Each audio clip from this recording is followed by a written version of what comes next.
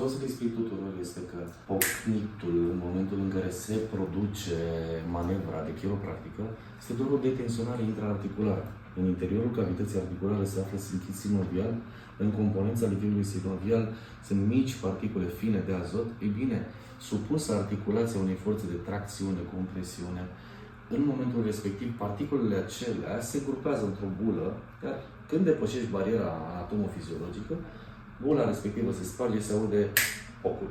De altfel, trustul în chiropractică și în osteopatie este de fapt generarea unei informații neuronale. Creierul preia informația în urma acțiunii generate de terapeut și atunci o prelucrează și vine cu un răspuns reflex motor. Aia mă interesează mai mult decât trăsătul în sine. Bun? Ok. Rămâne să ne vedem ședința viitoare.